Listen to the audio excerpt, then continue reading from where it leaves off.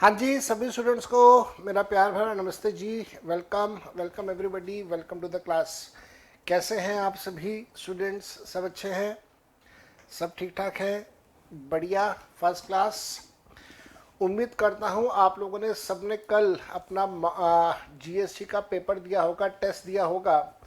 और जो आपने जीएसटी का टेस्ट दिया वो आपका जीएसटी का टेस्ट अच्छा गया होगा।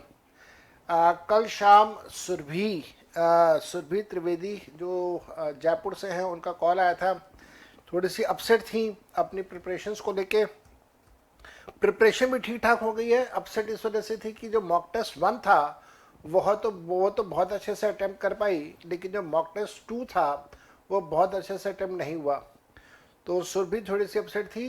पर सुरभि, अपसेट मत होना, परेशान मत होना। These are the phases of life. ये ऐसा ही होता है, सबके साथ होता है, मेरे साथ भी हुआ था। उसके अलावा शेखर, आपने जो भोपाल से हैं, शेखर शेखर आपने कल टेस्ट अटेम्प्ट किया है, उसका आपने आंसर शीट मेरे को भेजा है। मेरे को ये पता चला है कि आपने मेल कर दिया है, लेकिन वो उस मेल को मैं अभी चेक नहीं कर पाया, आपकी आंसर शीट में चेक नहीं कर पाया। और बाकी सभी स्टूडेंट्स, आप लोगों ने जिन्होंने टेस्ट दिया था, उम्मीद करूंगा कि आपका टेस्ट अच्छा रहा। और आज शाम 4 बजे मैं आपके साथ वो टेस्ट का जो सोल्यूशन है वो आपके साथ डिस्कस करूंगा। शाम 4 बजे स्पेशल क्लास है। उस स्पेशल क्लास का लिंक मैं आपके साथ अभी शेयर कर दूंगा, क्लास खत्म होने के बाद शेयर कर दूंगा ग्रुप के अंदर।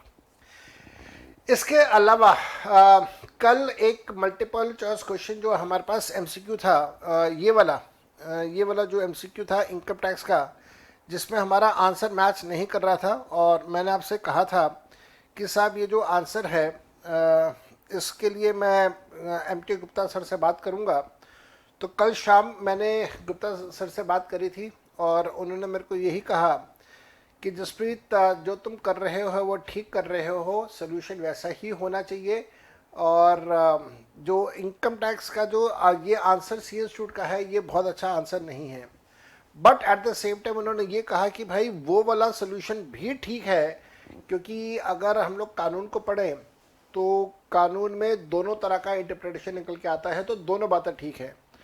तो यहाँ पे जब हमने देखा कि इनका आंसर आ रहा है 1114400, ये वाला, तो एक तरह से इसको भी आप ठीक मान लीजिए। अगर आप डेफिशिएंसी में लॉटरी को इंक्लूड नहीं करते, लॉटरी को हटा के डेफिशिएंसी चेक करते हो, तो ये आंसर ठीक आ जाता है। और अगर आप लॉटरी को इंक्लूड करके डेफिशिएंसी चेक करते हो, जैसे कल मैंने करा था या हम लोगों ने शुरू से करा है, पहले दिन से हम लोग करते आ रहे हैं, तो हमारा आंसर भी ठीक है।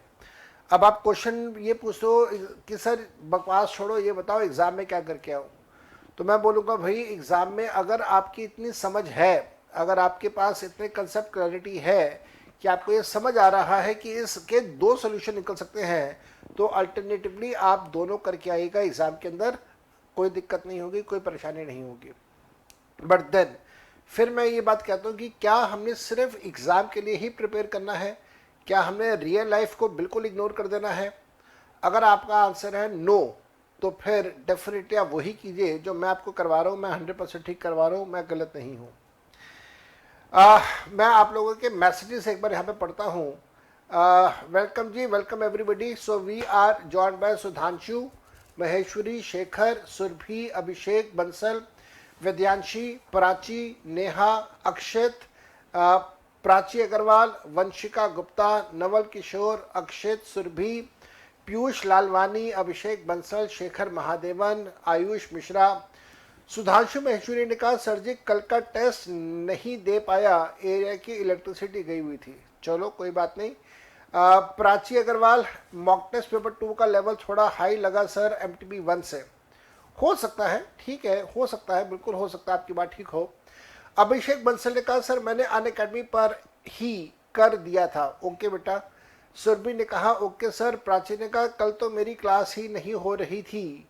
कोई बात नहीं। Ayush Agarwal, hello sir, good afternoon. Hello बेटा। Shraddha, good afternoon ji. Vanshika, test कहाँ होता है? टेस्ट अन अकेडमी के ऐप पे होता है बेटा। यहाँ पे सिरसा नाम के कोई स्टूडेंट हैं, इन्होंने कहा नमस्ते सर, आप कैसे हैं? मैं अच्छा हूँ जी, thank you for asking. Then Surabhi, Sirsa, Shekhar, Sanskar good afternoon जी, Abhishek good afternoon, Param good afternoon, केम छो कहा परम ने, मजामा छो परम, मजामा छो। अक्षित ने कहा सर मैं भी नहीं दे पाया, आज दे सकता हूं क्या? बिल्कुल जी, आप आज दे सकते हैं। वंशिका ने कहा प्लस पे, नहीं बेटा प्लस पे नहीं होता, उसका एक लिंक है, अगर आप कहेंगे तो मैं लिंक आपके साथ शेयर कर दूंगा ग्रुप में, आप उस लिंक को यूज करके टेस्ट के पेज पे पहुंच जाएंगे, आप वहां पे जाके टेस्ट दे सकते हैं। यशवंत, अच्छा पलक जोशी गुड आफ्टरनून जी। यशवंत ने कहा सर जी मैंने कल आपको व्हाट्सएप पे पीडीएफ भेजा था, आपको मिला? यशवंत मेरे को ध्यान नहीं है यार, आपका कोई मैसेज मेरे को पास आया हो, एक बार दोबारा भेज दो बेटा, एक बार दोबारा भेज दो। वैसे तो मैंने सबके नंबर सेव करे हुए हैं, आपका नंबर भी होगा सेव मेरे पास, ऐसा हो नहीं सकता कि सेव ना हो, पर देन हाँ आया हुआ यशवंत का आया हुआ है। यशवंत आप हैं, यशवंत अग्रवाल, कौन से शहर से हैं ये नहीं पता, आपने ये बताया नहीं मेरे को, आप कौन सी सिटी से हैं, एक बार सिटी बता दें तो मैं यहाँ पे लिख लूँगा। यशवंत आपका मैसेज आया हुआ है, मैं पढ़ पा रहा हूँ आपका मैसेज, आपने एक पीडीएफ भेजा है और फिर आपने कहा sir ji thank you, test मस्त गया, अब कॉन्फिडेंस आ रहा है जीएसटी में क्वेश्चन अटेम्प्ट कर लूँगा। ठीक है बेटा, वेरी वेल डन। यशवंत ये बता दो आप कौन सी सिटी से हो, मैं आपके नाम के साथ सिटी ऐड कर दूंगा। ठीक है जी, तो मैं देख नहीं पाया था, मैंने देख लिया है अब यहाँ पे। उसके बाद पलक जोशी, अच्छा आयुष कहते हैं दादाजी सत श्री अकाल आयुष, गॉड ब्लेस यू बेटा। पलक जोशी ने कहा सर आपकी तबीयत कैसी है? बेटर है, बहुत अच्छी तो नहीं है लेकिन पहले से कल से बेटर है। आपको आवाज़ से पता चल जाता होगा, आवाज़ में वो बुलंदी आ जाती है जब तबीयत ठीक होती है तो। वंशी ने कहा यस सर, शेयर कर देना आप लिंक, डेफिनेटली। उसके बाद संस्कार ने कहा सर मैंने अभी थोड़ी देर पहले ही आपको मेल किया है अपना सोल्यूशन कल के टेस्ट का, चेक कर लेता हूँ मैं मेल आ गया है या नहीं आया है, अभी चेक कर लेता हूँ जी। मेल आ गया होगा तो अच्छी बात, नहीं आया होगा तो बता दूंगा। हाँ जी संस्कार जी आपका मेल आ गया जी, मेल आ गया मेरे पास, चेक कर लिया मैंने, मेल आ गया है आपका। हाँ जी मेल आ गया आपका। यशवंत ने कहा बिहार फोर्टबेसगंज, अच्छा प्राची आज सब्जेक्टिव क्वेश्चन होंगे क्या सर? हाँ जी बेटा, एमसीक्यू तो हो गए ना पूरे, एमसीक्यू तो प्राची कल करवा दिए थे, आप सब्जेक्टिव को डिस्कस करेंगे, छुट्टी करेंगे। सुधांशु ने कहा आज आपकी आवाज़ में एनर्जी है, बिल्कुल जी। संस्कार ओके सर जी। चलो तो आज की क्लास को स्टार्ट करें, आज का ये रंगारंग कार्यक्रम शुरू करें। एमसीक्यूज हम लोगों ने कल कर लिए थे और आज मैं आपके साथ यहाँ पे शेयर कर रहा हूँ, डिस्कस कर रहा हूँ। अच्छा एक और चीज़ है, एक हमारा ना आंसर केस स्टडी में भी मैच नहीं कर रहा था, अगर आपको ध्यान हो तो केस स्टडी में भी हमारा आंसर ये वाला मैच नहीं कर रहा था, ये वाला जो था जहाँ पर टैक्स पेबल था।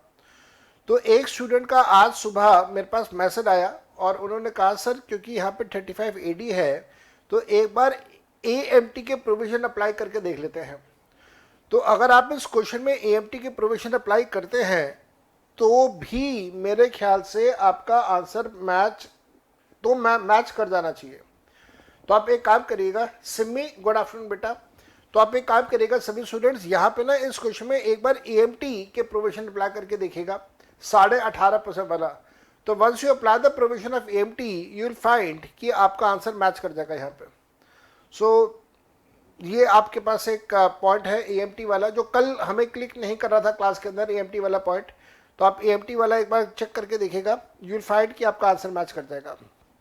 आज की क्लास को स्टार्ट करते हैं, आज की क्लास में पहला क्वेश्चन जो आपको एग्जामिनर दे रहा है, सब्जेक्टिव क्वेश्चन है आज की क्लास में।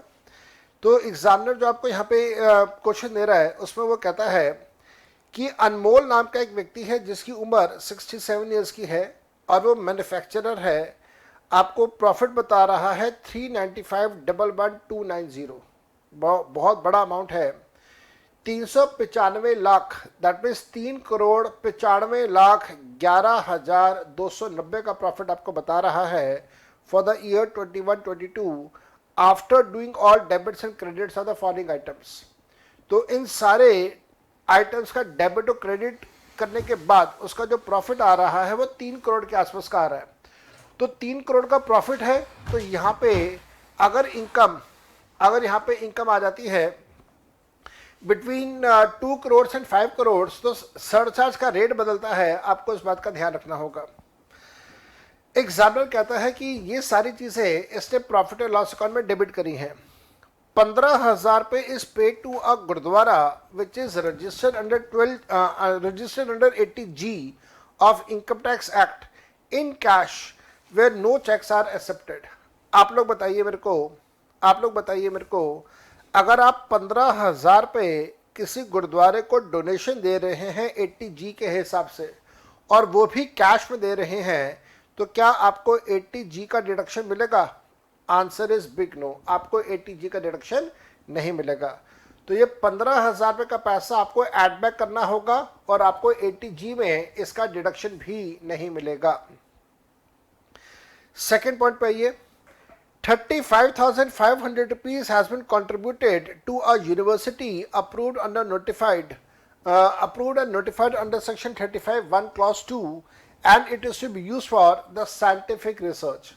तो ठीक बात है, 100% पैसा प्रॉफिट एंड लॉस अकाउंट में डेबिट होता है, इसलिए यहाँ पे डेबिट किया हुआ है, ठीक किया हुआ है, आप इसका कोई एडजस्टमेंट नहीं करेंगे। Interest paid is 1,75,000 rupees on the loan taken for e-vehicle on 15th of July from a bank. The e-vehicle was purchased for the personal use of his wife. तो ठीक है, 175 जो आपको दिया हुआ है, आप इसको प्रॉफिट एंड लॉस अकाउंट के अंदर ऐड बैक कर दीजिएगा और उसके बाद आपको इसमें 80 EEB का डिडक्शन मिल जाएगा सब्जेक्ट टू मैक्सिमम ऑफ 1,50,000 रुपये। तो आपको पहले ऐड बैक करना होगा, उसके बाद आपको इसका डिडक्शन मिल जाएगा। Should not be an issue, आराम से हो जाना चाहिए। He purchase a timber under the forest lease of 25 lakh पे for the purpose of business. अब ये वाला पॉइंट ऑलरेडी पहले एग्जाम के अंदर भी आ चुका है और उस समय भी ये लड़ाई झगड़ा मैंने किया था। आपको याद होगा, हम लोगों ने TCS का एक टॉपिक करा था, टैक्स कलेक्टेड एट सोर्स। वहां पे कंसेप्ट ये था कि अगर कोई व्यक्ति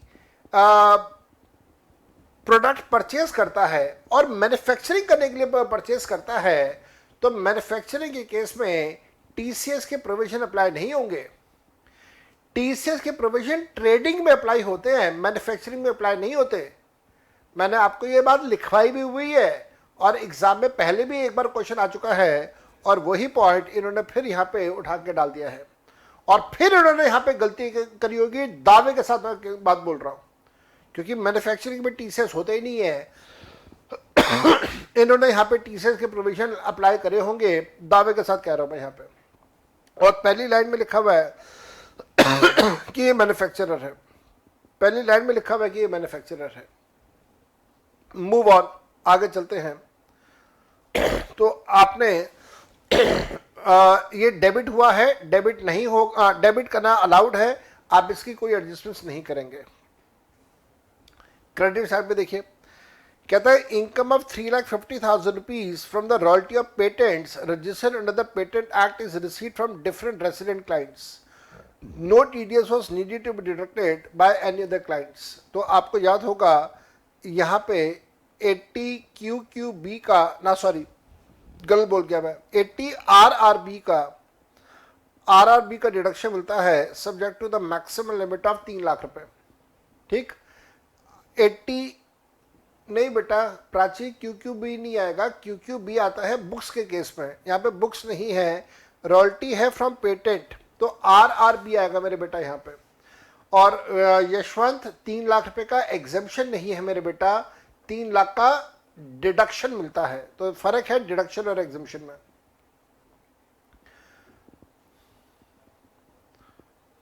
आयुष कहते हैं बुक में, हाँ ठीक कह रहे बेटा, बुक्स के केस में बुक्स की रॉयल्टी पे QQB आता है, बाकी रॉयल्टी पे RRB आता है। ठीक है सुधांशु, आयुष ने कहा कि Q का मतलब होता है किताब, आपने बताया था, बिल्कुल बेटा ठीक कह रहे हैं आप। Moving on to the next part. वो कहता है कि 3 लाख रुपए डेटर से उसने रिसीव करे हैं जिसको आप बैड डेट्स के तौर पे राइट ऑफ कर दिया था। अमाउंट ड्यू था डेटर से जो 4 लाख रुपए का, out of which tax officer had allowed only 2.5 lakh रुपए as a deduction in computing the total income for the assessment year 18-19। बात को ध्यान से सुनना, बात को ध्यान से सुनना, सुनो। इसमें हुआ क्या, इसमें हुआ ऐसा कि 4 लाख रुपए के बैड डेट्स हुए थे, 4 लाख के बैड डेट्स हुए, मैंने 4 लाख रुपए का पैसा प्रॉफिट एंड लॉस अकाउंट में डेबिट कर दिया। इनकम टैक्स ऑफिसर के पास मामला पहुंचा, इनकम टैक्स ऑफिसर ने सारी अपनी छानबीन करी और इनकम टैक्स ऑफिसर कहता है कि साहब 4 लाख रुपए में से मैं आपको 2.5 लाख रुपए का डिडक्शन अलाउ करूंगा। 1.5 लाख रुपए का डिडक्शन नहीं दिया। ये बात थी 2018-2019 की। तो 2018-19 में मेरा नुकसान था 4 लाख का, लेकिन मेरे को पीएल अकाउंट में डेबिट मिला था 2.5 लाख रुपए का। इसका मतलब ये हुआ कि 1.5 लाख रुपए का नुकसान था जिसके ऊपर मैंने टैक्स पे कर दिया। याद रखना, ये सारी बात बड़ी काम की है। 4 लाख का बैड डेट, पीएल अकाउंट में डेबिट हुआ 2.5 लाख। 1.5 लाख रुपए ऐसा है जो मेरा नुकसान है, बैड डेट है, लेकिन पीएल अकाउंट में डेबिट नहीं मिला मेरे को। अब वो ये कहता है कि करंट ईयर के अंदर उसने 3 लाख रुपए की बैड डेट्स की रिकवरी करी है। 3 लाख रुपए की बैड डेट्स की रिकवरी है out of the total bad debt of 4 lakh. तो टोटल बैड डेट था 4 लाख का, उसमें से 3 लाख रुपए की रिकवरी हो गई। बचा कितना? 3 लाख। कोई बात नहीं, बचा कितना? 1 लाख। हो सकता है फ्यूचर में मिल जाए।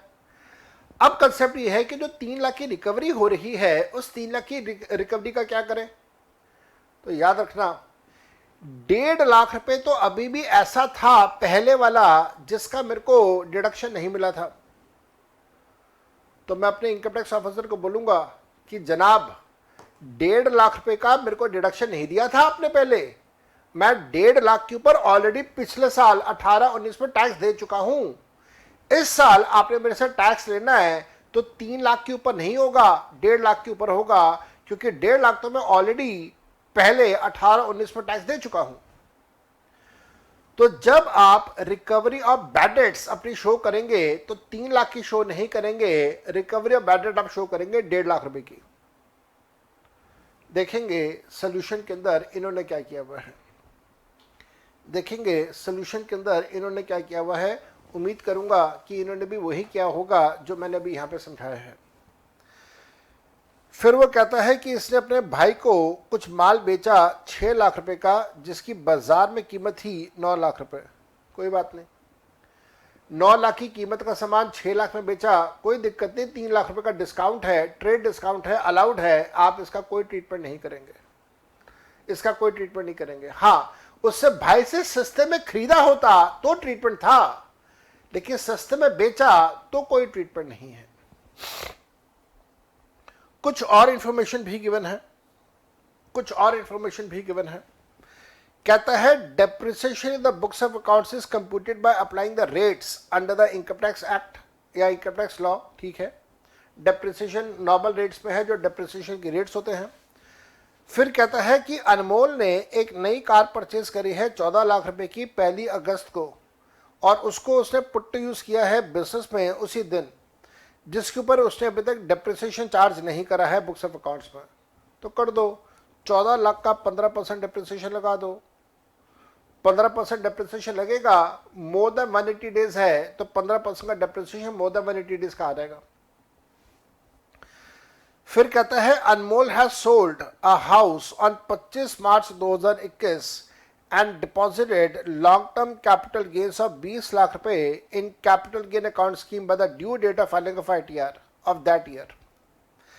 On 11 March 2022, he sold another house in which he was resided for 1 crore रुपए.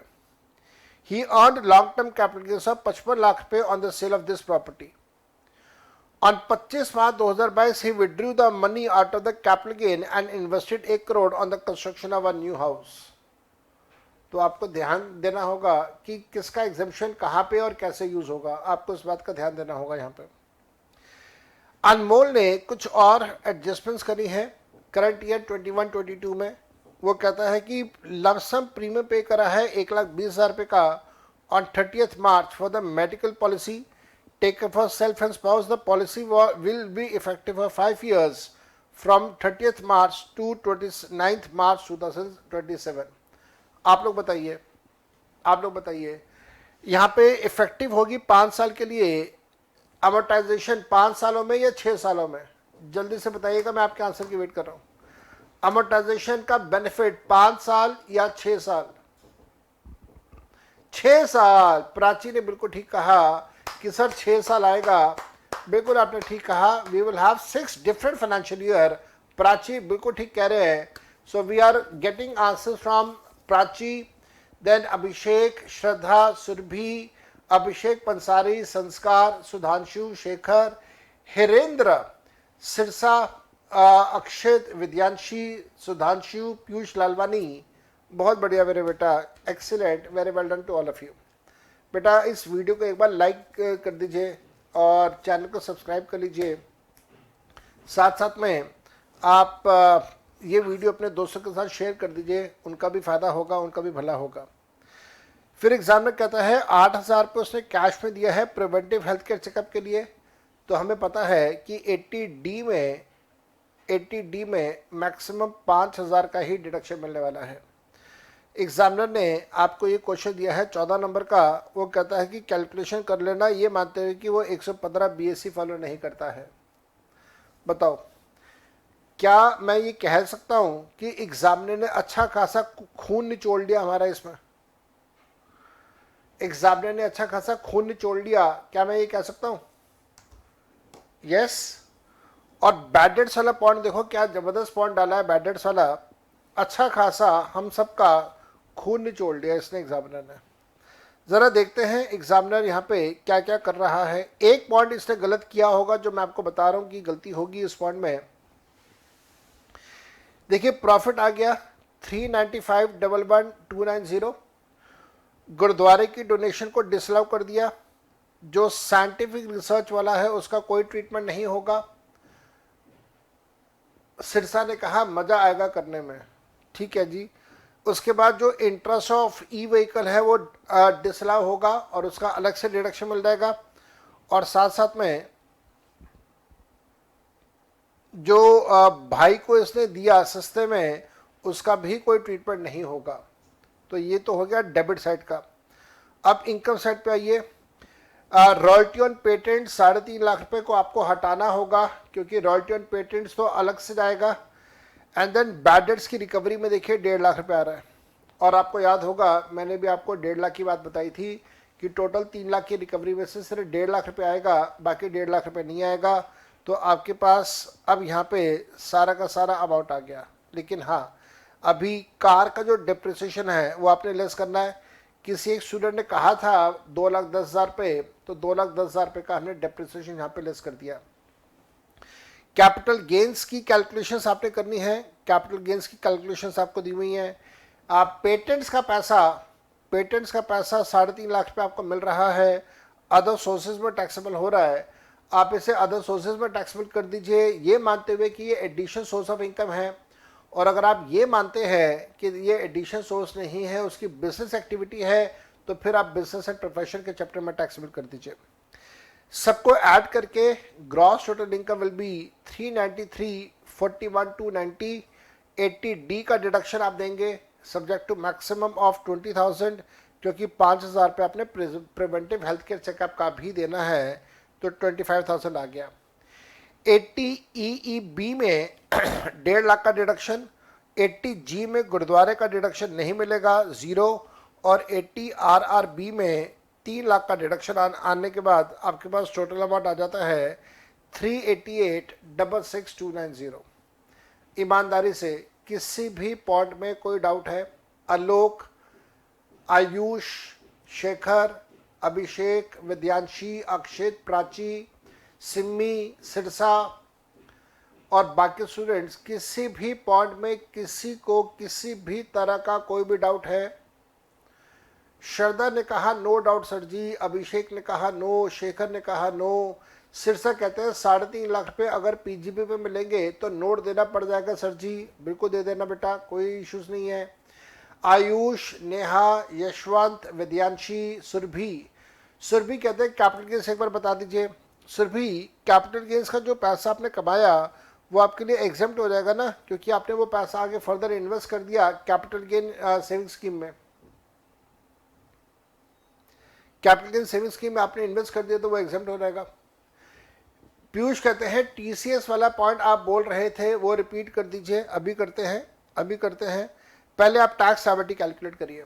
यहाँ पे आया 388,66,290, 388,66,290 पे इन्होंने टैक्स कैलकुलेशन कर दिया।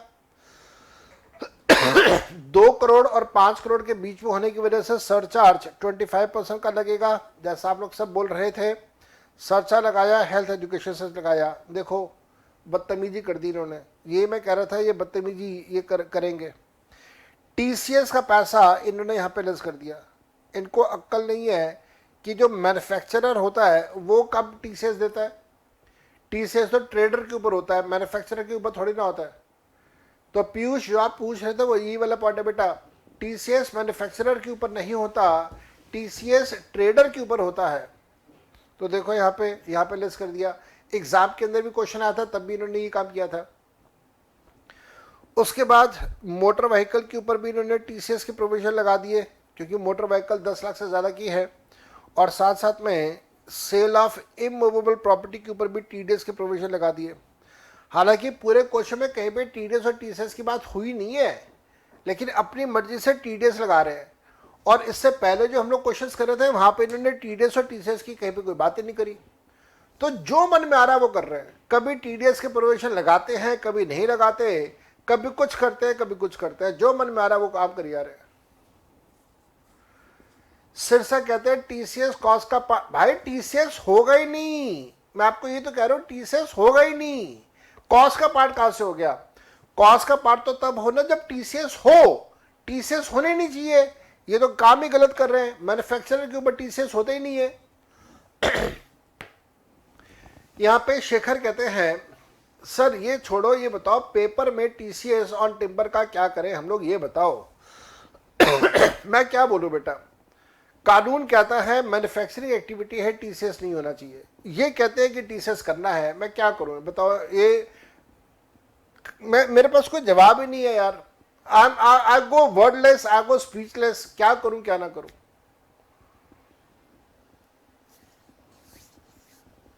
अपने ऊपर ही डाउट होने लग जाता है। ऐसे ऐसे आंसर देते हैं लोग। मतलब मैं आपको सच बता रहा हूं, कल मेरे को इतना डाउट आ गया अपने ऊपर। मैंने कहा नहीं यार, किसी एक सीनियर फैकल्टी से बात करूंगा मैं। उनसे मैंने बात करी, उन्होंने भी कहा जसप्रीत तू करवा रहा है, ठीक करवा रहा है, अस्सी इंस्टीट्यूट गलत करता है। अब क्या करूं बताओ। I have no words to give you the answer कि एग्जाम में क्या करके आऊं मैं।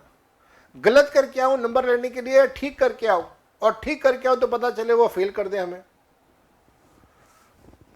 उसके बाद यहाँ पे पीयूष कहते हैं तो सर इन पे कोई भी टीसीएस टीडीएस प्रोविजन नहीं लगाना।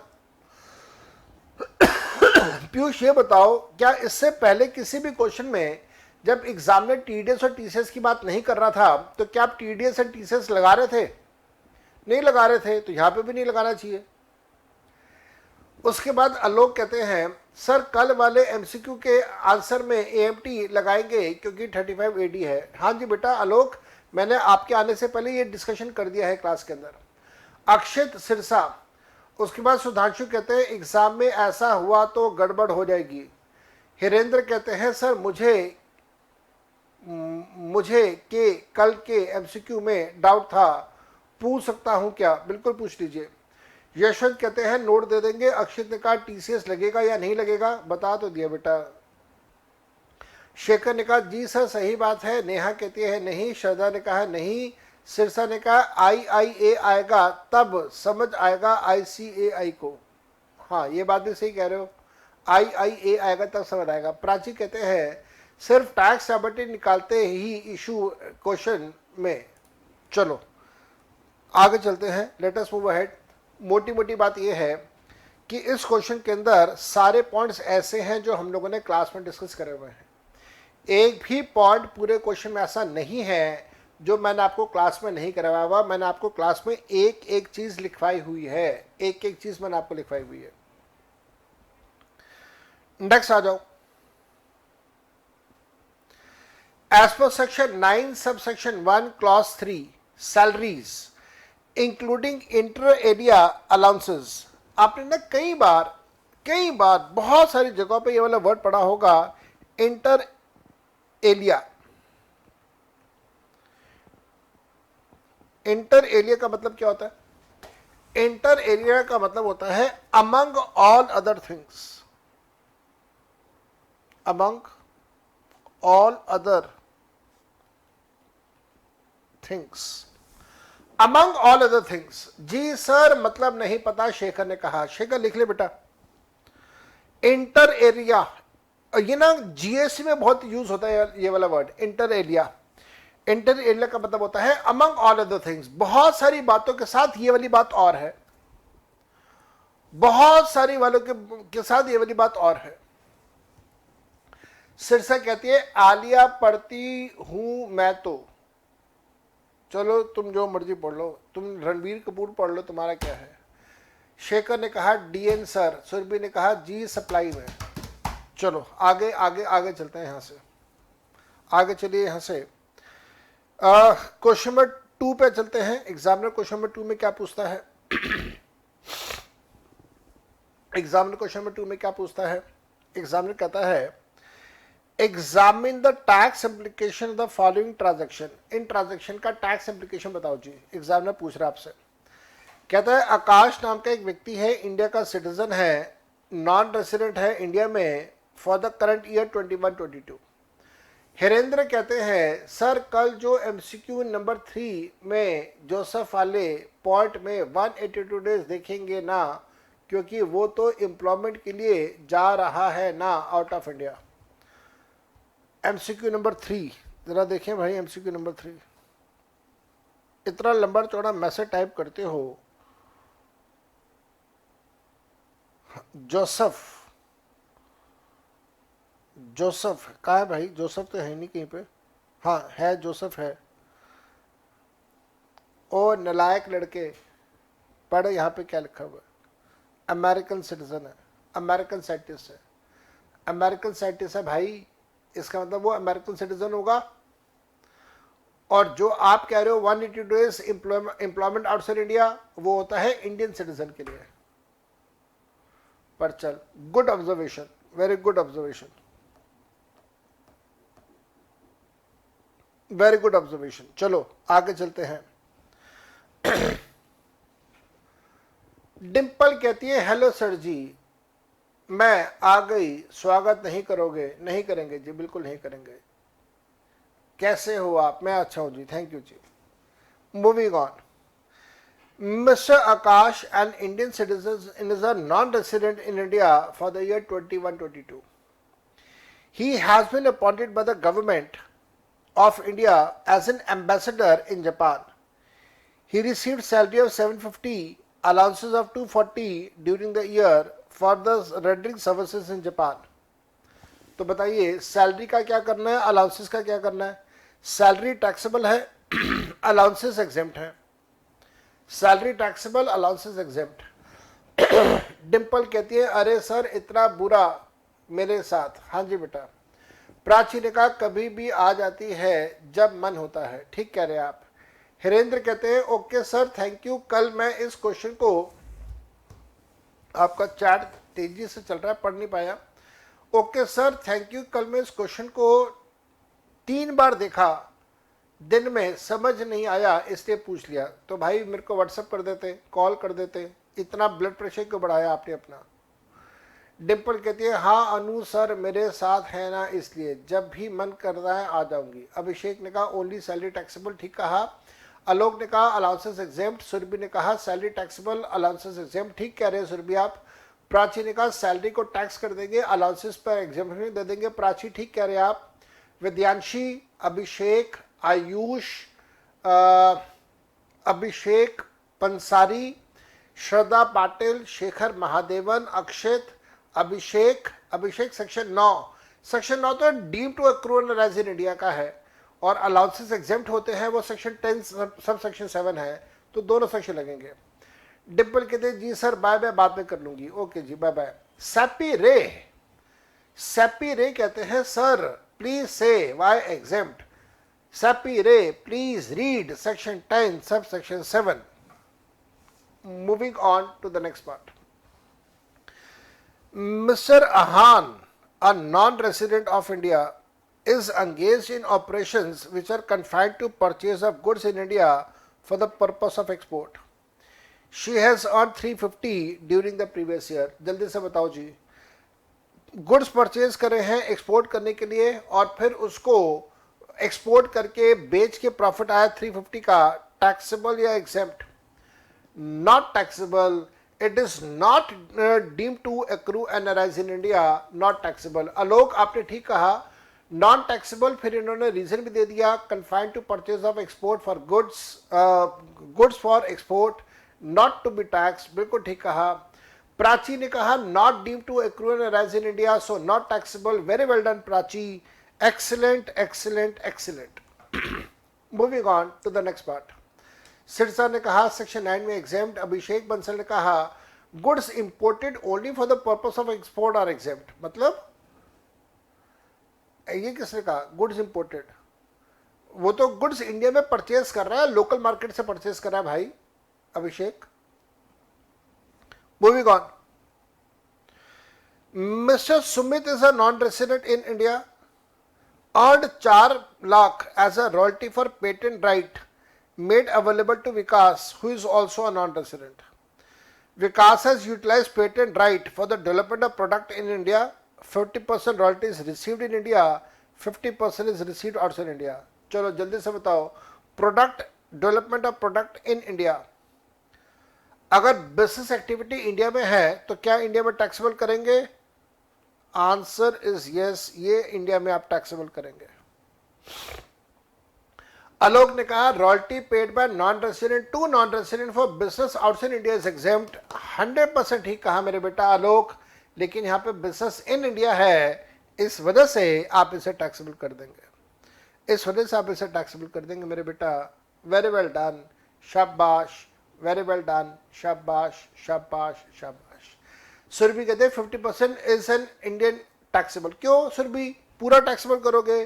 प्रोडक्ट इंडिया में बन रहा है, बिजनेस इंडिया में है, क्या हो गया बेटा? Deem to accrue and arise in India, full पैसा.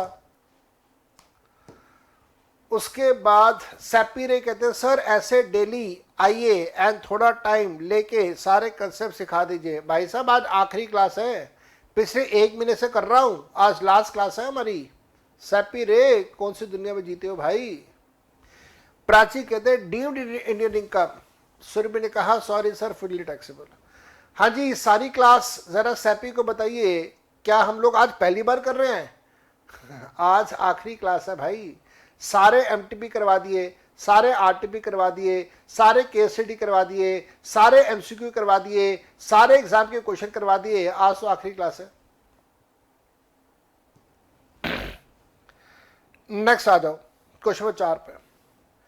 एग्जामिनर कहता है जिम्मी एक एनआरआई है, बोरो करा है 10 लाख रुपए 1 अप्रैल को नवीन से. नवीन भी नॉन रेसिडेंट है और ये पैसा उसने इन्वेस्ट कर दिया इंडिया की शेयर मार्केट के अंदर. नवीन ने 12% का इंटरेस्ट दिया है. जल्दी से बता दो, ये वाला पॉइंट क्लास में लिखवाया हुआ है मैंने आपको. एक नॉन रेसिडेंट दूसरे नॉन रेसिडेंट से पैसा उधार पे लेता है और स्टॉक मार्केट में इन्वेस्ट कर देता है. सेम एग्जांपल क्लास में लिखवाया हुआ है मैंने आपको. बताइए इंटरेस्ट का पैसा टैक्सेबल होगा या नहीं होगा? इंटरेस्ट का पैसा इंडिया में टैक्सेबल नहीं होगा. इंटरेस्ट का पैसा इंडिया में टैक्सेबल नहीं होगा.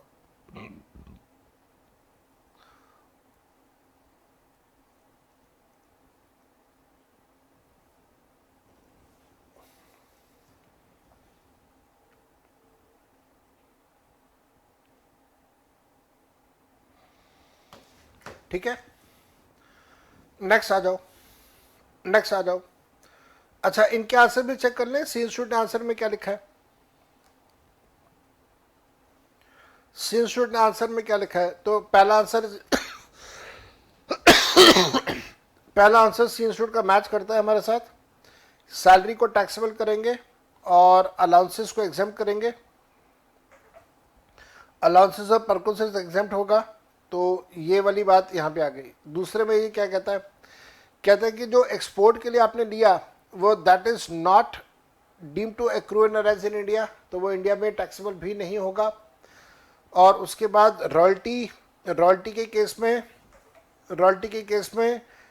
क्योंकि ये रॉयल्टी का पैसा है, और क्योंकि ये रॉयल्टी का पैसा जो दिया गया है वो एक ऐसे काम के लिए दिया गया है जहाँ पे वो यूज़ होगा for earning income in India, इसलिए टैक्सेबल हो जाएगा सारा का सारा पैसा। और साथ साथ में जो भी पैसा इंटरेस्ट का होगा, वो इंटरेस्ट का पैसा इंडिया में टैक्सेबल नहीं होगा, क्योंकि वो स्टॉक मार्केट में इन्वेस्ट हो रहा है, ना कि किसी बिजनेस में इन्वेस्ट हो रहा है। तो अच्छा क्वेश्चन था, बढ़िया क्वेश्चन था, रेसिडेंशियल स्टेटस से रिलेटेड। आयुष कहते हैं सर बेसिकली एनआर को मोटिवेट कर रहे हैं इन्वेस्ट करने के लिए, एक तरह से आप कह सकते हो बेटा। नेक्स्ट क्वेश्चन पे आ जाओ। एग्जामिनर कहता है state in brief the applicability of the TDS provisions, the rate and the amount of tax deduction in the following cases for the financial year 21-22 under the Income Tax Act. Assume all payments are made to the resident of India. First, Sahil, a resident Indian individual not deriving any income from business and profession, makes a payment of 10 lakh rupees in January, 25 lakh rupees in February and 25 lakh rupees in March to Madan, who is a contractor for residential house. मेरे बच्चे 194M लग जाएगा। अगर आप किसी ऐसे व्यक्ति को पैसा दे रहे हैं, जहाँ पे 194C अप्लाई नहीं हो पा रहा, 194J अप्लाई नहीं हो पा रहा, बाकी की चीज़ें अप्लाई नहीं हो पा रही, तो 194M में उसके ऊपर टीडीएस के प्रोविजन लग जाएंगे। बस एक शर्त है कि अमाउंट 50 लाख रुपए से ज़्यादा होना चाहिए। 50 लाख से ज़्यादा है, 10 जमा 25 जमा 25 60 लाख रुपए है, यहाँ पे अप्लाई हो जाएगा। सिंगल पेमेंट चेक करते हैं, आलोक ने पूछा। नहीं आलोक, क्या हो गया मेरे बेटा, एग्रीगेट चेक करते हैं पूरे साल का। आप भी ऐसी बातें करोगे यार, लखनऊ वाले भी ऐसी बातें करेंगे आलोक, तो कैसे काम चलेगा? लखनऊ वाले से तो उम्मीद है कि अच्छा काम करते हैं। यशवंत कह रहे हैं सर जी अगर ये पेमेंट अलग अलग सेक्शन के अंडर होता तो एग्रीगेट करते, ऑब्वियसली नहीं करते, ऑब्वियसली नहीं करेंगे बेटा। नेक्स्ट आ जाओ। XYZ Limited makes a payment of 2 lakh रुपए to Ramesh, an individual transporter who owned 6 carriage goods throughout the previous year. He has not furnished his PAN. यहाँ पे फंस गया। आलोक कहते हैं सर आपको कैसे पता मैं लखनऊ से हूँ? मेरे को सब पता है बेटा, मैं अंतर्जामी हूँ, मेरे को सब पता है, मेरे से कुछ नहीं छुपा, सब कुछ पता है। जो नहीं पता होता वो मैं पता लगा लेता हूँ, मैं। अक्षित कहते हैं बकवास छोड़ो, 184C सेक्शन यहाँ पे लगेगा। अक्षित, यहाँ पे 184C लगेगा, आपने ठीक कहा। आपको एक बात और याद करवाता हूँ, अगर किसी के पास 10 या 10 से कम ट्रक होते हैं और वो पैन नंबर सबमिट करता है तो टीडीएस नहीं होता, लेकिन इसने पैन सबमिट नहीं करा, टीडीएस होगा। और टीडीएस कितना होगा याद करो, सेक्शन 206AA। सेक्शन 206AA कहता है कि अगर आप पैन सबमिट नहीं कर रहे तो टीडीएस का रेट होगा 20% या फिर normal rate whichever is higher. तो यहाँ पे टीडीएस का रेट आ जाएगा 20% के हिसाब से, क्योंकि इसने पैन सबमिट नहीं करा है। ठीक है मेरे बच्चा कर लेगा, बेड़ू मेरा बच्चा है, तू कर लेगा इसको आराम से। यस या नो बोल दो भाई जल्दी से। सुधांशु, सुरभि, आलोक, अभिषेक पंसारी, आयुष मिश्रा, सुरभि त्रिवेदी, शेखर महादेवन, श्रद्धा पाटिल, अक्षित, पीयूष लालवानी, अभिषेक बंसल, बाकी यशवंत, आराम से हो जाएगा। हाँ सुरभि, कॉन्फिडेंस वापस आया या नहीं आया? प्राची कहते हैं डू एनी 3। हाँ जी सुरभि मैडम जी, कॉन्फिडेंस वापस आया या नहीं आया? या कॉन्फिडेंस की गुमशुदगी की रिपोर्ट लिखवाऊं थाने जाके कि कॉन्फिडेंस गुम गया सुरभि का? सिरसा कहते हैं higher of twice the normal rate और 20%। हाँ जी बेटा ठीक कह रहे हैं आप। सिरसा ने कहा higher the twice the amount, ठीक कह रहे हो जी, ठीक कह रहे हो। चले सी पार्ट पे आ रही है। एग्जामिनर कहता है state any 3 condition when a person is required to finish income tax return in the prescribed form and manner on or before the due date, even if such person other than the company is not otherwise required to finish the ITR। लो जी, economic criteria पूछ लिया इसने। तो मैंने तो आपको economic criteria की बहुत सारी कंडीशन बताई थी। बिजली का बिल 1 लाख से ज़्यादा, फॉरेन ट्रैवल 2 लाख से ज़्यादा, किसी फॉरेन एंटिटी में आपके पास शेयर्स हों, मॉनेटरी इंटरेस्ट हो, साइनिंग अथॉरिटी हो, बहुत सारी बातें करी थी हमने। तो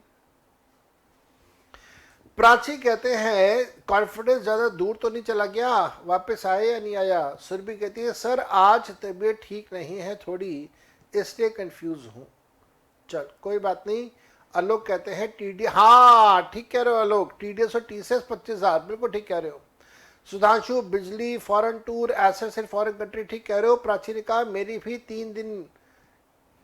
3 दिन डी खराब चल रही। ओहो, ध्यान रखो यार अपना, तबीयत खराब न मत करो, एग्जाम बिल्कुल सिर पे खड़े हुए हैं। Deposit in saving bank account 50 lakh रुपए, ये कहाँ से आ गया? ये किसने कह दिया? ये किसने कहा आपको? आलोक। यशवंत प्रोफेशन 10 लाख का रिसिप्ट, कहां से लेके आ रहे हो ये बातें, उल्टी उल्टी बातें। आओ जरा इनके आंसर देखें, इन्होंने आंसर्स में क्या लिखा हुआ है। कॉन्ट्रैक्टर के केस में 194M लग जाएगा, 50 लाख से ज्यादा है। ट्रांसपोर्टर क्योंकि पैन नहीं दिया इसलिए टीडीएस लग जाएगा 20% के हिसाब से, हायर अमाउंट आ जाएगा आपके पास यहाँ पे। और उसके बाद हमारे पास यहाँ पे आता है कंडीशंस। तो कंडीशन इन्होंने दे दी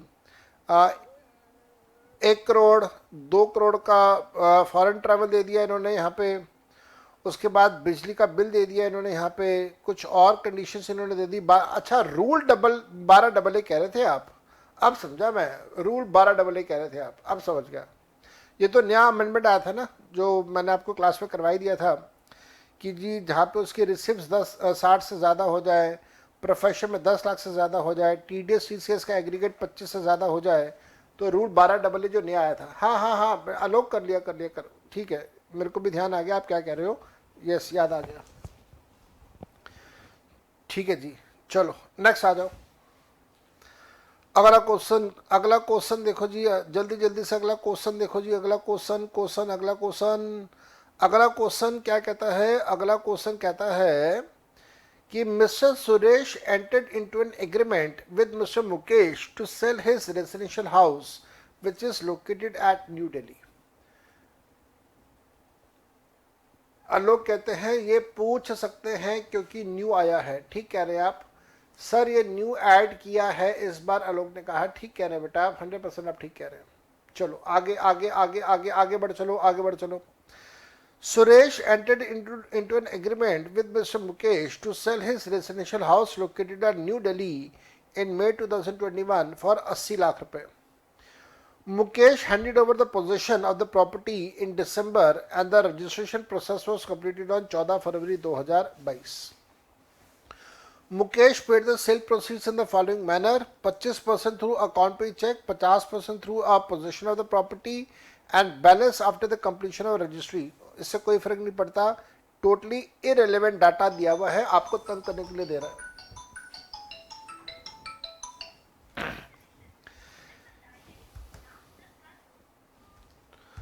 the value determined by the stamped authority on 25 May 2021 is 92 lakh रुपए, वेयर एज इट वॉज 14 फरवरी को 94,50,000 रुपए।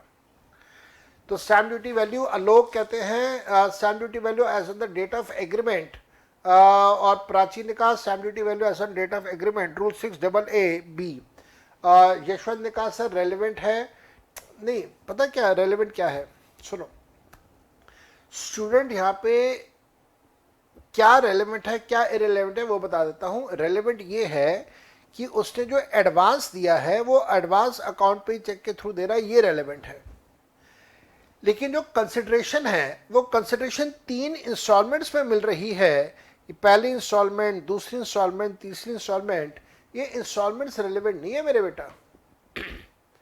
ये इंस्टॉलमेंट्स रेलिवेंट नहीं है, ठीक है। एग्जामिनर आपको तंग करने के लिए कह रहा है कि भाई 3 इंस्टॉलमेंट्स है, सिर्फ एडवांस का पैसा अकाउंट पे चेक से मिल रहा है ये रेलिवेंट है, बाकी तो और कुछ भी रेलिवेंट नहीं है। अच्छा, अब आप मेरे को साथ में ये भी बताओ, अगर आपका एडवांस का पैसा अकाउंट पे चेक के थ्रू मिला है तो स्टैम्प ड्यूटी वैल्यू कौन सी तारीख का चेक करोगे? क्या स्टैम्प ड्यूटी वैल्यू आप चेक करोगे डेट ऑफ पोजेशन का या डेट ऑफ बुकिंग का? डेट ऑफ बुकिंग का चेक करना है, डेट ऑफ बुकिंग या डेट ऑफ एग्रीमेंट। जैसे यशवंत आपने कहा, ठीक कह रहे हो, सुरभि, श्रद्धा, प्राची, आलोक, पीयूष, ठीक कह रहे हो आप लोग, बिल्कुल ठीक कह रहे हो आप लोग, शेखर, विद्यांशी, सुधांशु, अक्षित, सिरसा, ठीक कह रहे हैं। सिरसा ने कहा रजिस्ट्रेशन डेट का भी ले सकते हैं। कैसे ले सकते हैं रजिस्ट्रेशन डेट का? कानून साफ कहता है अगर आपको एडवांस अकाउंट पे चेक मिल रहा है तो जिस दिन आपने बुक करा उस दिन का स्टैम्प ड्यूटी वैल्यू लेना आपने। वैसे ऑप्शन है, आप ये कह सकते हो ना ऑप्शन है, तो आप ऑप्शन वाली बात कर सकते हो। हाँ, नेक्स्ट आ जाओ। Mr. Suresh acquired the property on 1st of April 2021 for 21 lakh rupees. After recovering the sale proceeds from Mukesh, he purchased another house property in Kanpur for 22 lakh रुपए। आपको कॉस्ट इन्फ्लेशन इंडेक्स दिया हुआ है, capital gains calculation करने के लिए कह रहा है, 6% का क्वेश्चन था, जल्दी से बता दो। शेखर ने कहा सर ये क्वेश्चन पूरा सेम है, एक PYQ का अमाउंट भी पूरा सेम है। शेखर, अगर बेटा आपको याद हो, if you can recall, I have been telling this thing time and again, आपके एग्जाम के अंदर हमेशा सबसे पहले जो नया क्वेश्चन आता है वो आपके एग्जाम के अंदर आता है। जो क्वेश्चन आपके एग्जाम में आ गया उसी क्वेश्चन को बाद में ये RTP के अंदर डालते हैं, बाद में MTP के अंदर डालते हैं। आपको ये वाला क्वेश्चन का याद नहीं आया जो असेसमेंट ऑफ इंडिविजुअल का क्वेश्चन नंबर 1 दिया हुआ है इन्होंने? ये वाला जो क्वेश्चन है असेसमेंट ऑफ इंडिविजुअल का, जहां पे इन्होंने ये टिम्बर वाली बात लिखी है,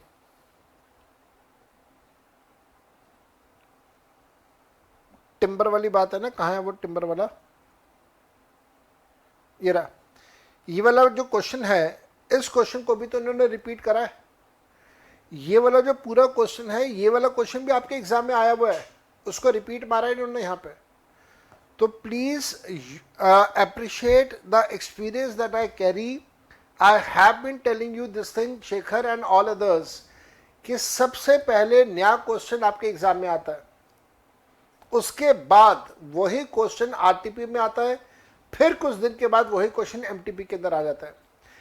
सेल्डमली ऐसा होगा, वेरी सेल्डम, बहुत कम ऐसा होगा, where you will find question, new question in RTP या MTP, बहुत सेल्डम ऐसा होता है। चलो आगे चलते हैं, let us move on.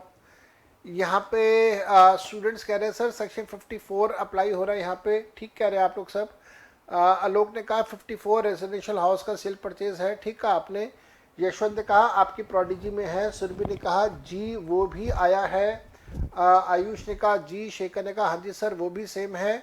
Sirsa ने कहा क्वेश्चन नंबर 2 भी किसी ना किसी RTP का सेम है सर जी, रहने की तो पढ़ा है। अच्छा आपने कहीं पे पढ़ा है, हाँ ठीक कह रहे हैं, बिल्कुल पढ़ा होगा बेटा आपने।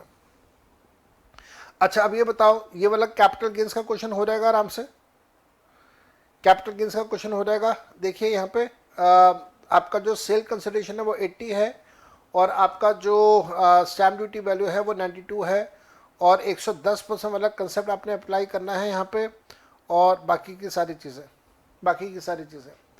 सुरभि कहती हैं कि सर हमने सिर्फ हमारे कंसेप्ट स्ट्रांग रखने हैं, फिर चलेगा, कोई भी नया क्वेश्चन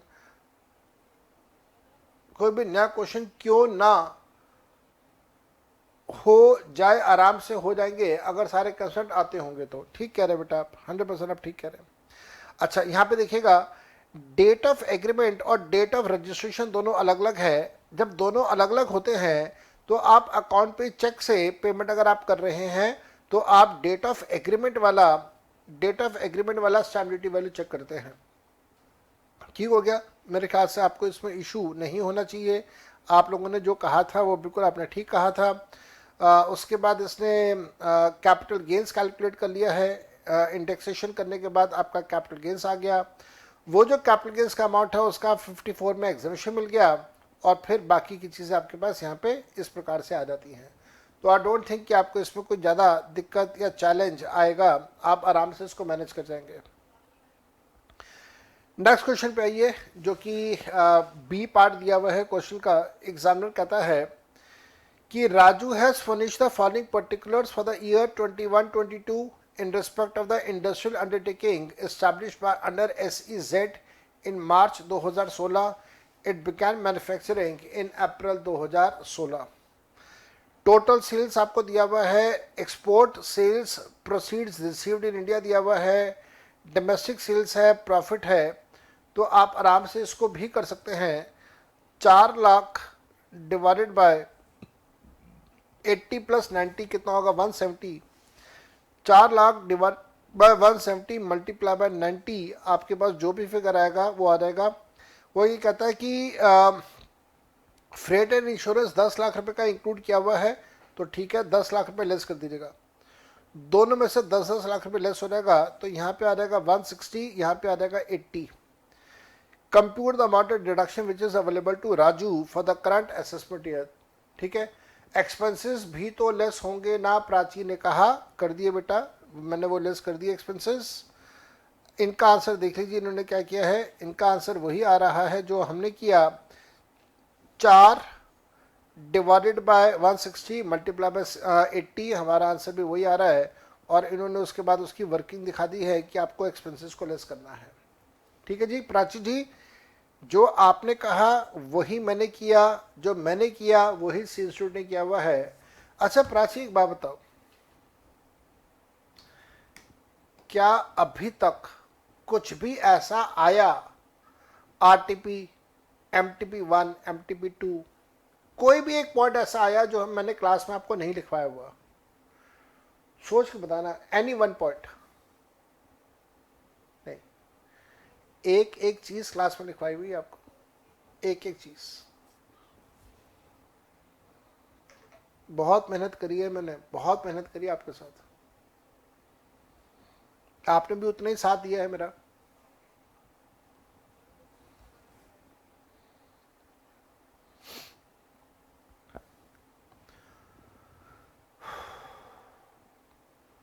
सुरभि, प्राची, नेक्स्ट आइए। Examine the following transaction in context of the income tax act. Mister Koshi transferred 300 shares of Style Private Limited to Mukesh Private Limited on 10th of September 21 for 3 lakh rupees when the market price was 5 lakh rupees. The index cost of acquisition for Mr. Koshi was computed at 445. The transfer was not subject to security transaction tax. Determine the income taxable in the hands of Mr. Koshi and Moksha Private Limited because of the above transaction. तो आप लोग यहाँ पे देखिएगा, जिसने ये shares बेचे हैं उसके लिए लॉन्ग टर्म होगा या शॉर्ट टर्म होगा, depending upon period of holding of 3 years, 3 years या 2 years, 2 years, क्योंकि यहाँ पे इक्विटी शेयर्स हैं, मेरे ख्याल से लिखा हुआ है इक्विटी शेयर्स लिखा हुआ है। शेयर्स कौन से हैं ये तो लिखा नहीं हुआ। क्या मैं मान लूँ कि इक्विटी शेयर्स हैं? क्या मैं मान लूँ इक्विटी शेयर्स हैं? जी, ये इक्विटी शेयर्स मैं मान लेता हूं, क्योंकि हालांकि कहीं पे कुछ लिखा नहीं हुआ, but I can take a presumption कि ये इक्विटी शेयर्स हैं। तो आपने लॉन्ग टर्म कैपिटल गेन्स निकाल के उसके बाद टैक्स लायबिलिटी निकालनी है, और फिर वो आपने मोक्ष प्राइवेट लिमिटेड को जो शेयर्स मिल रहे हैं आपने उसके हिसाब से टैक्सेबिलिटी करनी है। फिर अगले क्वेश्चन में वो कहता है कि Chetan is employed in the company with the taxable salaries 4 lakh rupees. He received a cash gift of 1 lakh rupees, जो कि फुली टैक्सेबल हो जाएगा फ्रॉम चैरिटेबल ट्रस्ट से मिल रहा है इन मार्च 22 for meeting the medical expenses. आप लोग सब बताएं, अगर आपको किसी ट्रस्ट से गिफ्ट मिलता है अगर आपको किसी ट्रस्ट से गिफ्ट मिलता है तो क्या वो टैक्सेबल होगा? आंसर इज नो, ये वाला एग्जेम्प्ट हो जाएगा। आपसे पूछा है कि gift tax so received by the trust from the trust will be chargeable in the hands of Chetan, आपने ये बताना है। Answer is no. तो आओ जरा दोनों क्वेश्चंस का सोल्यूशन देखते हैं इन्होंने क्या किया। जो पहला था वो था movable property. Movable properties received for inadequate consideration by a person is chargeable to tax under 56(2) clause 10 gift का provision if the difference between the aggregate value and the consideration exceeds 50,000 रुपए। Thus, shares received by Moksha Private Limited from Mr. Koshi for inadequate consideration is chargeable to tax to the extent of 2 lakh रुपए। किसके लिए taxable होगा? For Moksha Private Limited।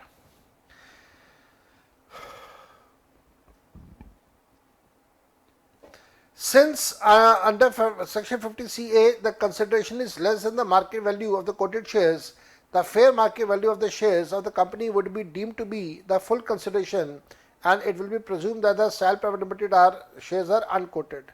The full value consideration will be 5 lakh रुपए less the index cost of acquisition 445, which will result in long-term capital gains of 55,000 rupees in the hands of Kushi. Muskan, good afternoon जी, good afternoon।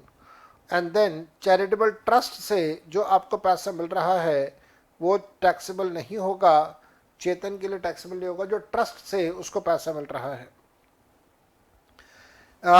Going to the last question if I am not mistaken, yes I am not mistaken, going to the last question.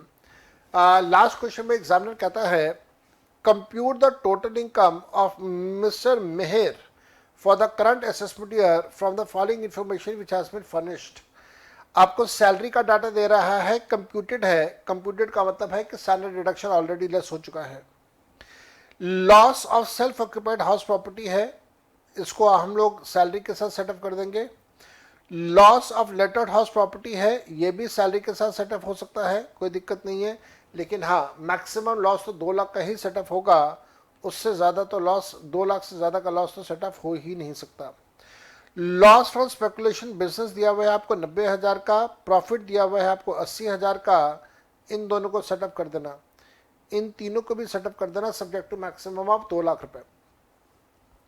Income from trading and manufacturing business आपको दिया हुआ है 5.5 लाख रुपए। Interest and PPF deposit आपको याद होना चाहिए, interest and PPF deposit exempt होता है, कभी भी टैक्सेबल नहीं होता। Long term capital gains on sale of a vacant site computed है, लॉन्ग टर्म कैपिटल गेन्स 1/10 का दिया हुआ है। शॉर्ट टर्म लॉस दिया हुआ है ज्वेलरी का, याद होगा शॉर्ट टर्म का लॉस लॉन्ग टर्म के साथ सेटअप हो सकता है, कोई मनाही नहीं है, आप सेटअप कर देंगे। Investment in tax saver deposit scheme, यहाँ पे इसकी वजह से आपको 80C का डिडक्शन मिल जाएगा। ब्रॉड फॉरवर्ड बिजनेस लॉस दिया हुआ है आपको, तो जो भी ब्रॉड फॉरवर्ड बिजनेस लॉस है वो आप यहाँ पे बिजनेस की इनकम में से सेटअप कर देना। Donation under charitable trust recognised under 12AB and approved under 80G by cheque, तो आपको याद होगा 80G का डी कैटेगरी में आपको इसका डिडक्शन मिल जाएगा 1,10,000 का, तो 1,10,000 का आपको डिडक्शन मिलेगा 50%, तो आपको पहले एडजस्टेड ग्रॉस टोटल इनकम निकालना होगा, subject to the maximum of 50% of adjusted GTI आपको डिडक्शन मिल जाएगा। इनहैंस्ड कंपनसेशन आपको मिला है गवर्नमेंट से for the compulsory acquisition of the land held for the period of 5 years in the year 2012। अच्छा, तो ये वाला पैसा आपका कैपिटल गेन्स में आ जाएगा जो आपको इनहैंस्ड कंपनसेशन मिल रहा है, और लॉन्ग टर्म कैपिटल गेन्स में आ जाएगा। 7 नंबर का क्वेश्चन है, एक अच्छा क्वेश्चन है। बताइए कोई पॉइंट ऐसा जो क्लास में ना करवाया हो, कोई पॉइंट ऐसा जो क्लास में डिस्कस ना किया हो, प्लीज मेरे को बताइए।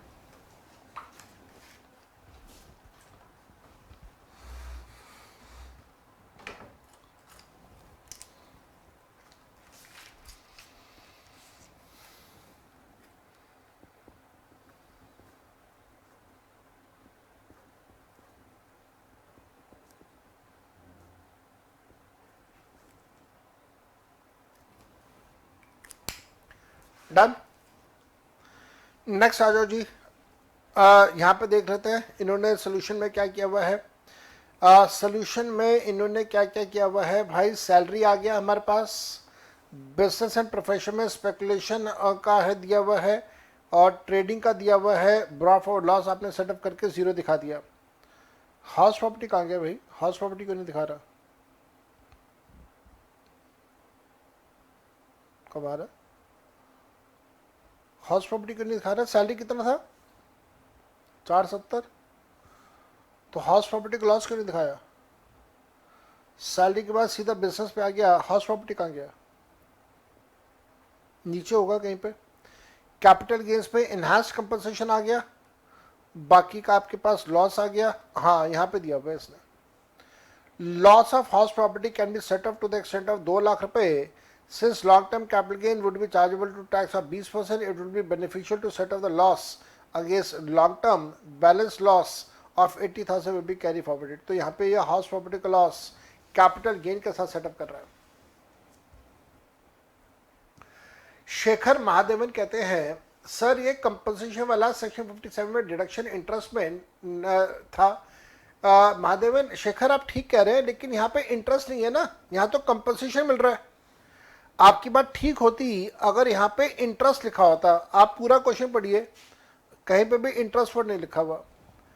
तो ये तो एक्चुअल एनहांस्ड कंपनसेशन है, इस वजह से कैपिटल गेन्स में जाएगा। आलोक कहते हैं सर इनका और मेरा आंसर मैच नहीं किया, इन्होंने हाउस प्रॉपर्टी का लॉस सैलरी के साथ सेट ऑफ नहीं किया। कोई बात नहीं, जरूरी थोड़ी ना कि सैलरी के साथ ही करना है, आप कैपिटल गेन के साथ भी कर सकते हैं। ठीक किया हुआ इन्होंने, कोई गलत नहीं है, बिल्कुल ठीक किया हुआ है भाई। जहां पे आपको टैक्स बेनिफिट ज्यादा मिले वहां पे सेटअप कर दीजिए आप। सुधांशु कहते हैं सर अगर सैलरी से सेटअप करेंगे तो कोई प्रॉब्लम तो नहीं होगी। मेरे ख्याल से तो नहीं होनी चाहिए, क्योंकि आपके जो इंटरमीडिएट लेवल पे टैक्स प्लानिंग सिलेबस का पार्ट थोड़ी ना है। आपके जो सिलेबस में नॉर्मल कैलकुलेशन है, टैक्स प्लानिंग थोड़ी ना है। यहाँ पे तो ये टैक्स प्लानिंग कर रहा है, कैपिटल गेन से करूंगा तो टैक्स कम आएगा, सैलरी से करूंगा टैक्स ज्यादा आएगा, ये तो प्लानिंग का पार्ट हो गया। बट देन ऐसा भी हो सकता है कि इंस्टीट्यूट बोल दे कि साहब एक्सपेक्टेड है, हम तो आपसे एक्सपेक्ट करते हैं कि आप प्लानिंग भी करो। तो भाई अगर आप एक्सपेक्ट करते हो प्लानिंग भी करो तो बता दो पहले से ही, प्लानिंग करके ही करें फिर हम लोग।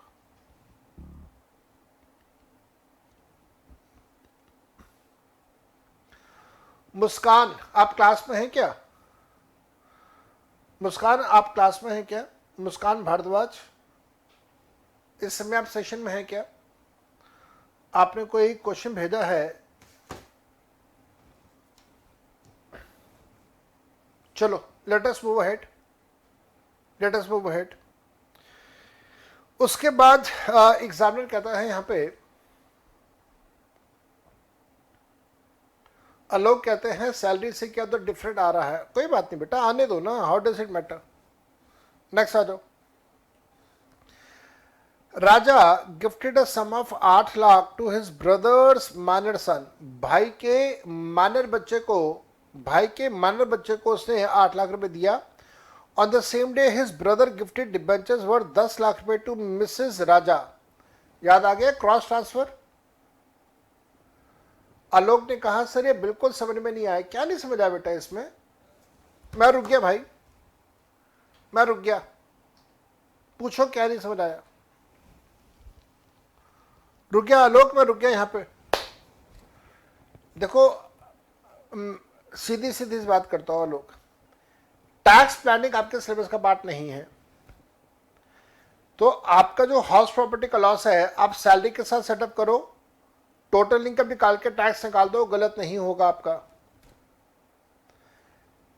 इन्होंने क्या किया, इन्होंने हाउस प्रॉपर्टी के लॉस को कैपिटल गेन के साथ सेटअप कर दिया, जो कि ठीक है, गलत नहीं है, गलत नहीं है, ठीक है।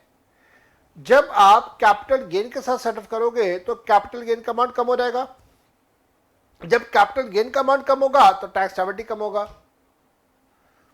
तो अगर आप एग्जाम के अंदर इतनी बातें याद रख सकते हो, इतने अलर्ट रह सकते हो कि नहीं यार मेरे को तो प्लानिंग करके लॉस को सेटअप करना है, तो भी आप भी ऐसे करना, कैपिटल गेन के साथ सेटअप करके देख लेना एक बार कि टैक्स लिएबिलिटी कम कहां पे आ रही है। एक बार सैलरी के साथ सेटअप करके देख लेना टैक्स एबिलिटी कम कहां पे आ रही है। दोनों में से जहां पे टैक्स एबिलिटी कम आती है वो आंसर कर देना। क्या टाइम होगा एग्जाम में इतना करने का? टाइम तो छोड़ो, पहले तो ये बताओ दिमाग चलेगा एग्जाम में इतना? अगर एग्जाम में दिमाग चल जाए, टाइम हो तो दोनों सोल्यूशन कर लेना, दोनों सोल्यूशन करके आंसर निकाल लेना। और अगर ना तो दिमाग चल रहा हो ना टाइम हो तो आप एक ही करके आना, गलत नहीं होगा। नहीं होगा, क्यों नहीं होगा? क्योंकि टैक्स प्लानिंग आपके सिलेबस का पार्ट नहीं है।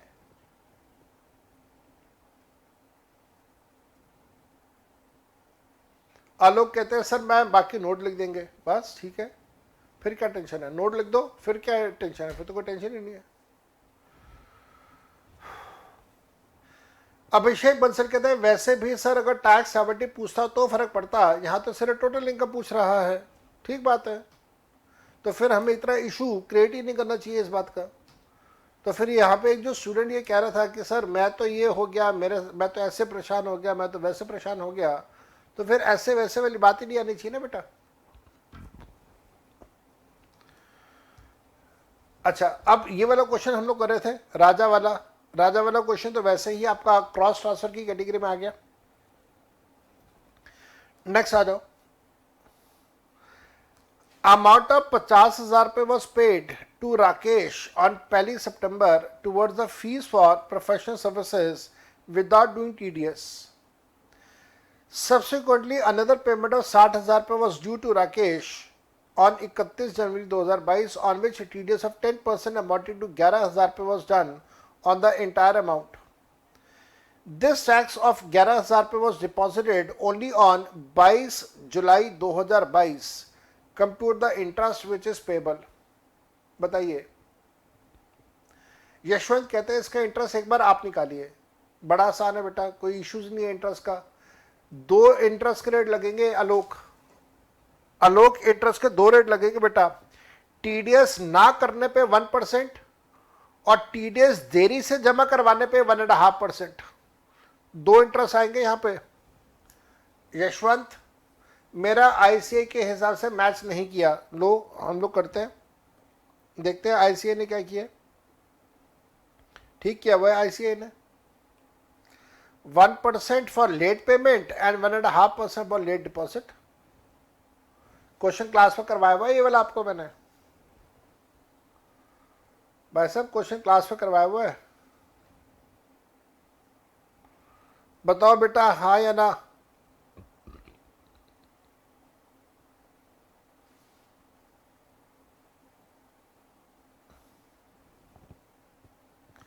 पार्ट ऑफ द मंथ पे ICA ने नहीं लगाया। यश कहते हैं पार्ट ऑफ द मंथ पे नहीं लगाया, लगेगा बेटा, पार्ट ऑफ द मंथ पे लगेगा, 1% पर मंथ या पार्ट ऑफ द मंथ पे लगेगा।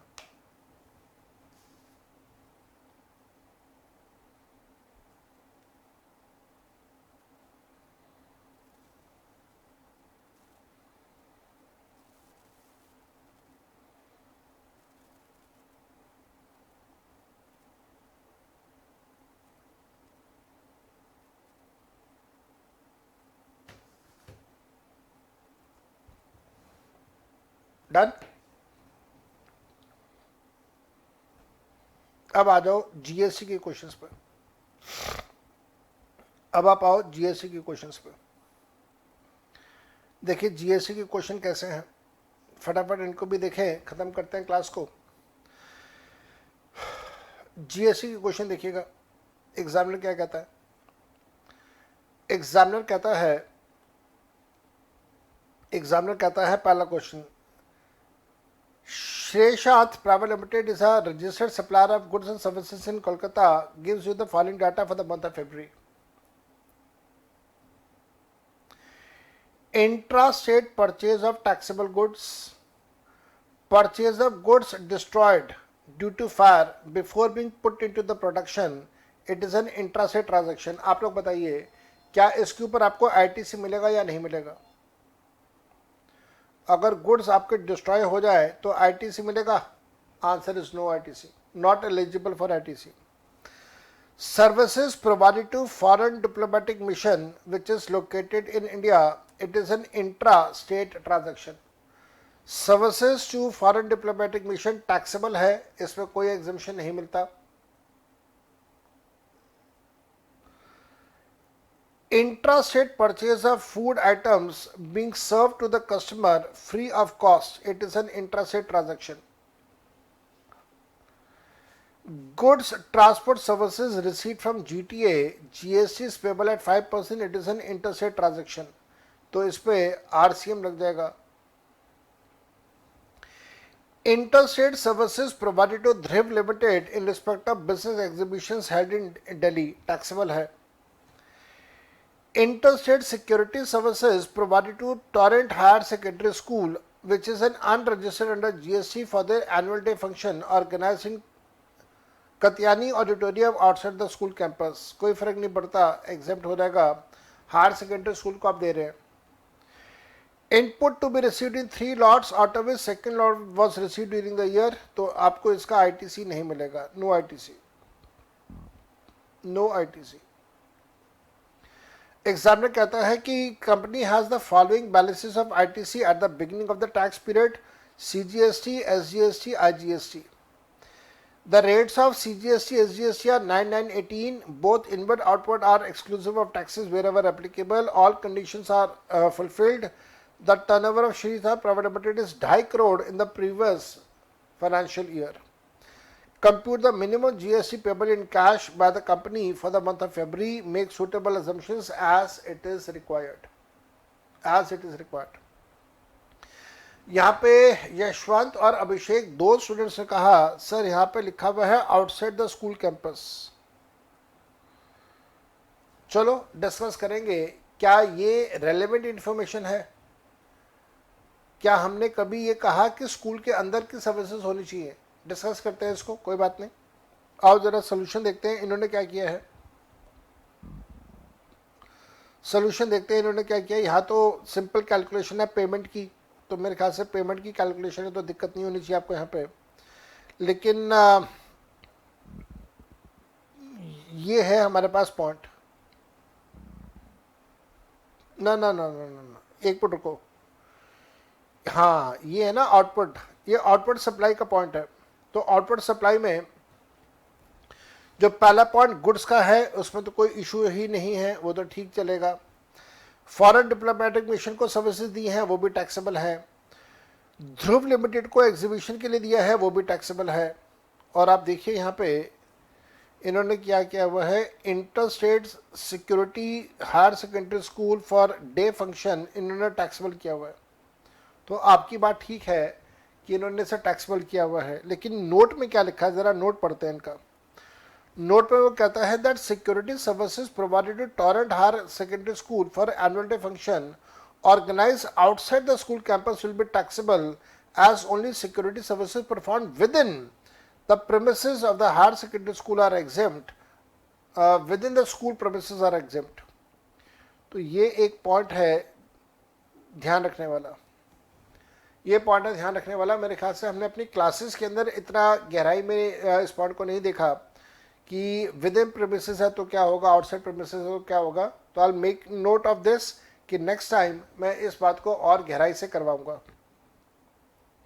पर आप लोगों ने कहा, बिल्कुल ठीक कहा, बहुत बढ़िया, शाबाश। उसके बाद जो आपको रिवर्स चार्ज है, रिवर्स चार्ज में जीटीए सर्विसेज आ जाता है तो वो आपके लिए टैक्सेबल होगा एज एन आरसीएम के हिसाब से। और फिर इसने यहाँ पे कुछ नोट्स दिए हुए हैं। इनवर्ड्स में देखिएगा, इनपुट में देखिएगा किस किस का इनपुट मिलेगा नहीं मिलेगा। ओपनिंग इनपुट है आपके पास सारा। उसके बाद जो गुड्स डिस्ट्रॉय हो गए उसके ऊपर आपको आईटीसी नहीं मिलेगा। जो फूड आइटम है उसके ऊपर आपको आईटीसी नहीं मिलता क्योंकि आप कस्टमर्स को फ्री ऑफ कॉस्ट दे रहे हैं गिफ्ट के तौर पे, तो इस वजह से वो ब्लॉक आइटम्स में आ जाता है। जीटीए सर्विसेज का जो आपने यहाँ पे आउटपुट में शो करा वो सेम यहाँ पे इनपुट में आ गया।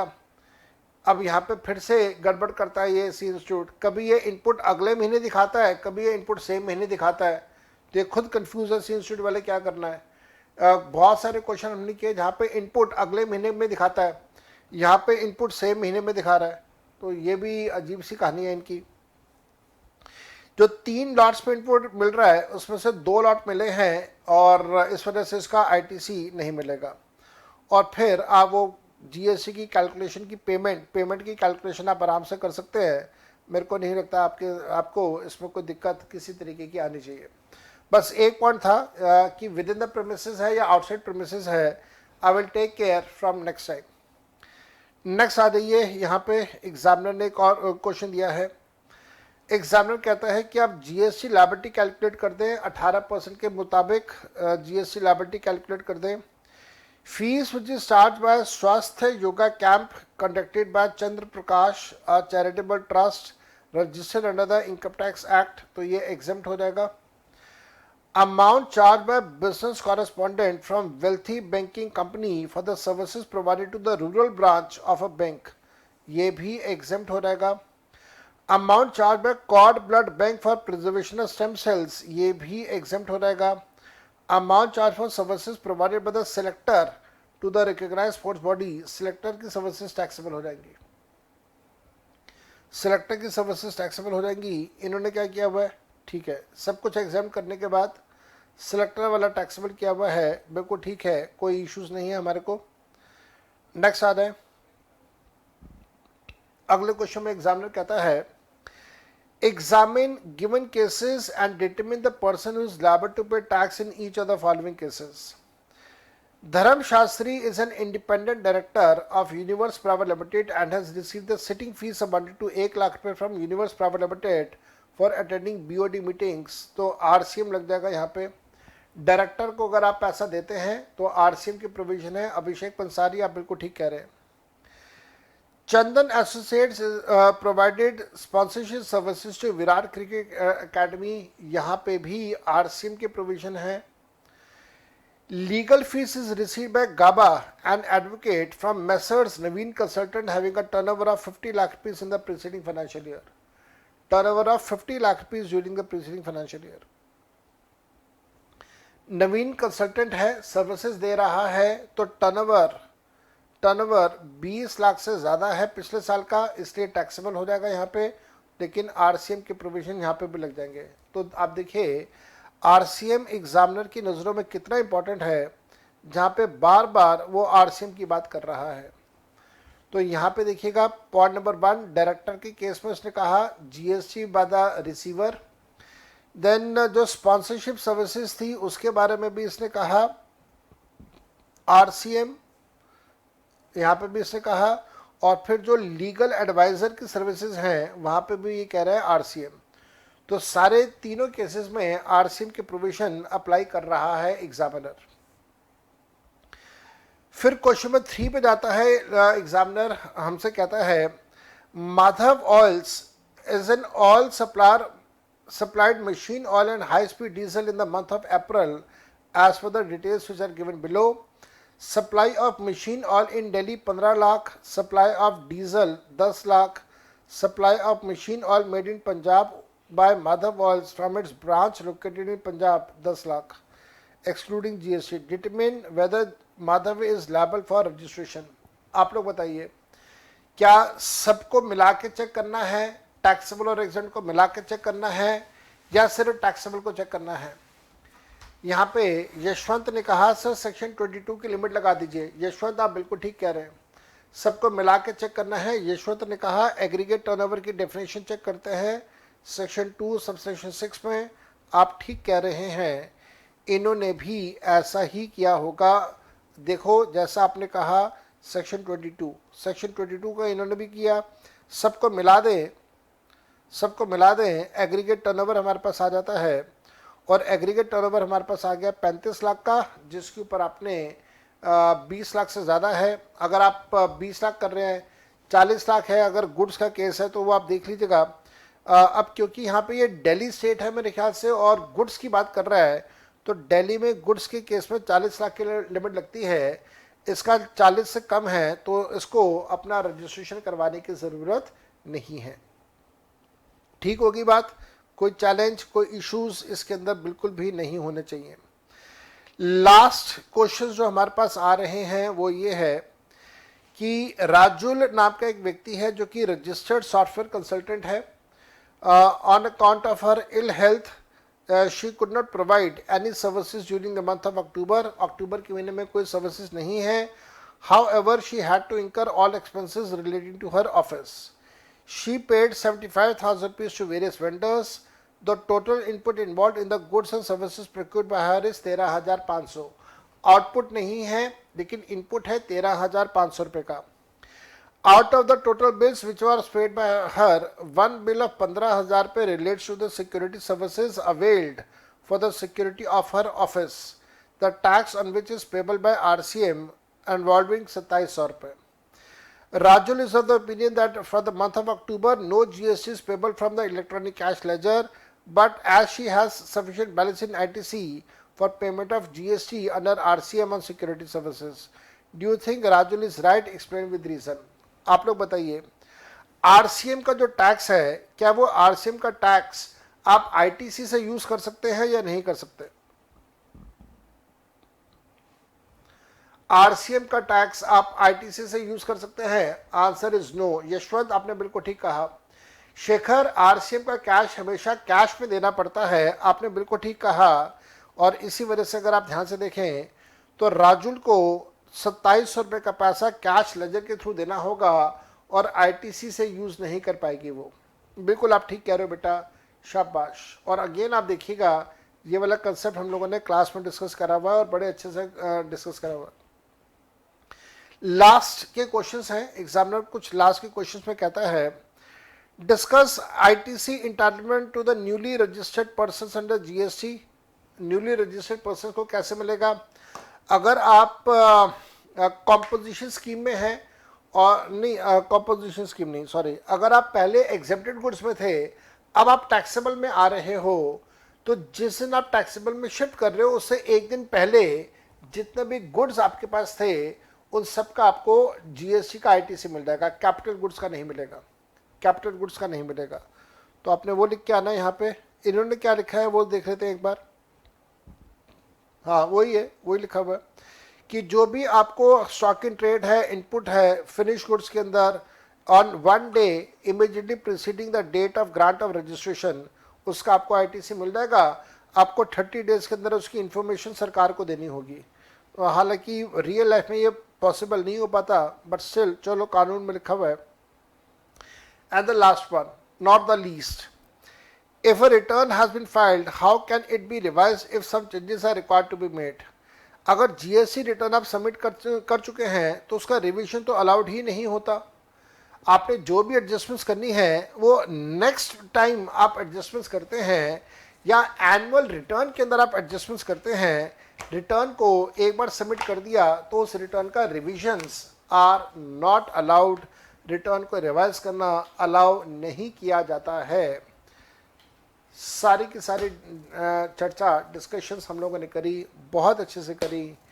What I have done is I have fulfilled my promise that I will be discussing RTPs, I will be discussing MTP 1, MTP 2, I will be discussing case studies, MCQs. I have done everything.